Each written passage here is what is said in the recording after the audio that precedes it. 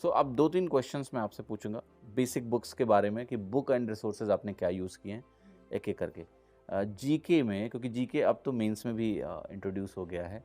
सो GK में आपने prelims के लिए क्या रिसोर्सेज यूज़ किए और मार्क्स कितने आए थे, याद है कुछ आपको? हाँ, मार्क्स मार्क्स 16 क्वेश्चंस किए थे और सही थे सारे। सारे सही थे, 100% एक्यूरेसी, हाँ। Very good. क्योंकि जीके में ऐसे मुझे डर था, तो अगर तुक्के लगा देती तो कुछ नेगेटिव चला जाता, इससे अच्छा जितना आया उतना कर दिया। उसमें लूसेंट की पढ़ी थी मैंने, 3-4 बार रिवाइज करी थी, और हिस्ट्री ज्योग्राफी वगैरह वहाँ से क्लियर हो गया, जितना भी होना था, ज़्यादा नहीं पढ़ा डीप में। और करंट अफेयर्स अच्छे से किए थे।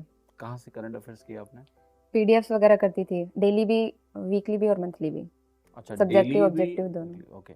और ये अखबार भी पढ़ते थे आप, न्यूज़पेपर वगैरह? हाँ, इंग्लिश के लिए पढ़ा था वो, जीके इंग्लिश के के लिए लिए नहीं। डेली पढ़ते थे आप हाँ, अखबार? कौन सा newspaper? Express, Indian. Indian Express. हम्म तो एक हिंदी मीडियम से होने की वजह से, क्योंकि आपका हम्म बीएससी भी शायद किस मीडियम में था, हिंदी हिंदी में ही में था। ही।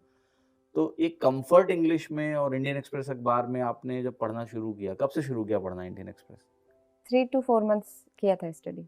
हाँ इंडियन एक्सप्रेस का? हाँ। तो वो क्या एक रेजिस्टेंस होता है शुरू में? क्योंकि मुझे याद है जब मैंने पहली हम्म, बार पढ़ना शुरू किया अखबार अंग्रेजी का, तो लगता था कोई सर पे पत्थर मार रहा है, हाँ बिकॉज आदत ही नहीं है पढ़ने लगता की। है।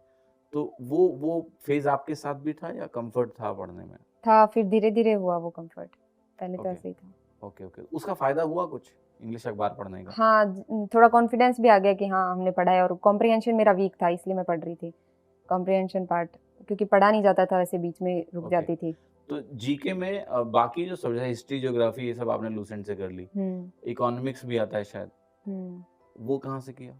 वो तो किया यहीं छोड़ दिया आपने? नहीं। और भी बहुत सारे जैसे सब्जेक्ट्स हैं उसमें। हाँ, और पीसीएम था तो मुझे उसका इतना साइंस में नहीं दिक्कत था। नहीं हुई हाँ, आपको, हाँ, ये एक बढ़िया चीज़ है।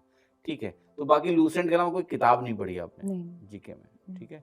और स्टैटिक। स्टैटिक पोर्शन भी हम्म आपने किया, ये सब जो नहीं आते हैं हम्म कि हम्म कितने डैम्स हैं वगैरह-वगैरह, हम्म ये कहाँ से देखा ये आपने? पीडीएफ से। पीडीएफ से किया हम्म आपने, ठीक है।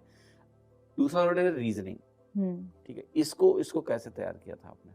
रीजनिंग में मॉक्स लगाए थे प्री में तो। अच्छा, हम्म अच्छा, बेसिक बस आपने हाँ। कोचिंग में कर ही लिए होंगे पहले? हाँ। अच्छा, ठीक है, तो इधर मार्क्स किया आपने बस। हम्म तीसरा सब्जेक्ट है मैथ।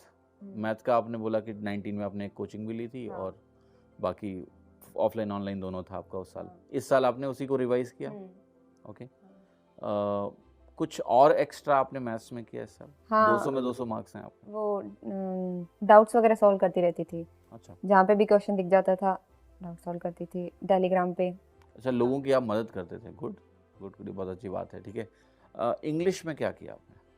इंग्लिश में सेल्फ स्टडी किया था, क्या क्या रिसोर्सेज यूज़ किया आपने? कॉम्प्रहेंशन पार्ट के लिए, और इसके लिए तो न्यूज़पेपर रीड किया था, 1 आवर के अराउंड करती थी रोज।